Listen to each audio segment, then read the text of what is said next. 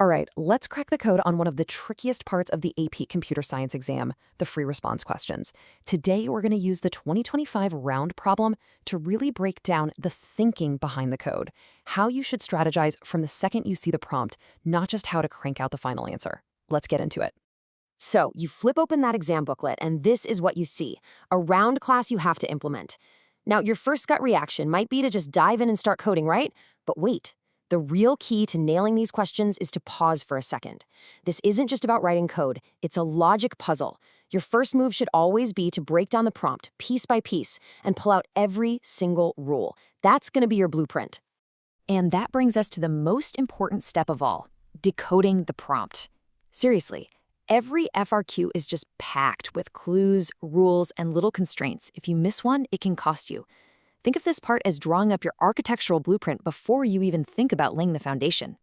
Okay, let's do it. When you read this thing carefully, you can pull out these 6 critical clues. We got to initialize competitor list. Okay, we need to make competitor objects with a name and a rank. And look at this detail. Rank starts at 1, not 0. That is a classic AP gotcha right there. For part B, we're pairing from opposite ends, and there's a special rule for odd lists. But this last one? Oh man, this is huge. The post condition says competitor list must be unchanged.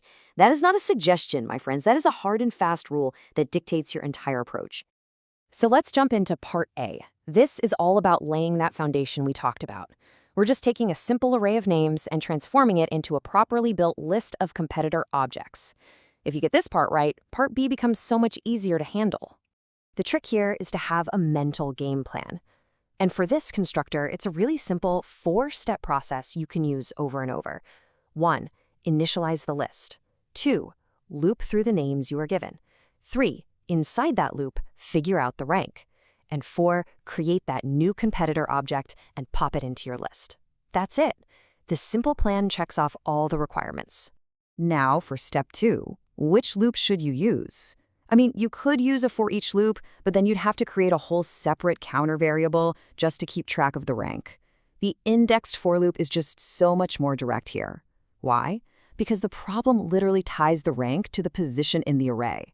We need that index I so we can calculate the rank, which is I plus 1. This is a super common pattern, so spotting it is going to save you a ton of time. And look, the prompt basically hands you the answer right here. It says, word for word, rank is based on position. When you see language like that, your brain should immediately go, aha, array index.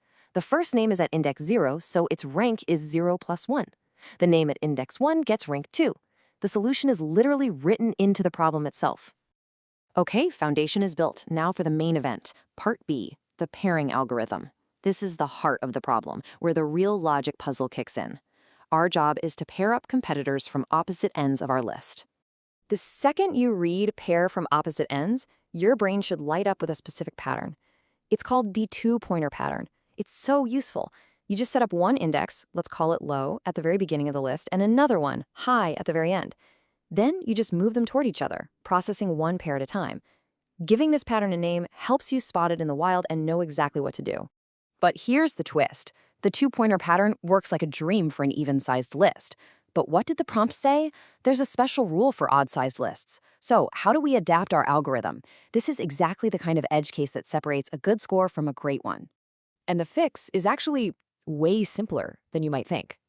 The prompt says, if the list is odd, the best competitor, the one at index 0, gets a bye and isn't paired. So how do we code that? We just start our low pointer at index 1 instead of 0. That's it. That's the whole change. One little conditional check at the start of the method, and this whole edge case is handled. Let's actually walk through this so you can see it in action. Say we have 4 competitors. Low starts at 0. High starts at 3. We pair them up. Boom. Then we move the pointers inward. Low bumps up to 1. High goes down to 2. We pair that new set. Now low becomes 2. At this point, our loop condition, while low is less than high, is now false, so the loop stops. Perfect. All pairs are made. All right, we've got our strategy down, but knowing what to do is only half the battle. We also have to know what not to do. So let's talk about the common traps, the easy to make mistakes on this FRQ that can absolutely tank your score if you're not careful. This is trap number 1, and it is probably the single most common mistake on constructor questions. If you write ArrayList competitor list equals ... you're actually declaring a brand new local variable that only exists inside the constructor. It shadows or hides the real instance variable. And that instance variable, it's still just sitting there, completely null. You have to initialize the variable that's already part of the class, so don't add the type declaration again. Next up, the classic off by 1 error. It is so easy to do and so painful when you realize you did it wrong. Remember, the prompt was crystal clear. Ranks start at 1. Since our loop index I starts at 0, if you just pass I as the rank, all your ranks are going to be wrong. You have to remember to use I plus 1. It's such a small detail, but it has a huge impact on your points. And hey, remember that big rule we found way back in the beginning? That post condition that competitor list has to be unchanged? Well, this is where it comes back to bite you. Using methods like remove is totally forbidden here. If you change the original list, you have violated the contract of the method, and you're going to lose that algorithm point. You have to access the elements using get, which only reads the data without changing a thing. So, what's the big picture here? Let's zoom out a bit and boil this whole thing down into a set of master keys that you can use on pretty much any FRQ they throw at you. Here they are. First, always read the post conditions. They are non-negotiable rules. Next, try to name the pattern you're seeing. Calling it a two-pointer makes the whole solution click into place in your head. Always mind your indexes. Double check for those +1 or -1 errors. And don't forget the weird edge cases, like an odd list or an empty one. And finally, never ever shadow your instance variables. Keep these keys in your back pocket, and you are going to be in great shape.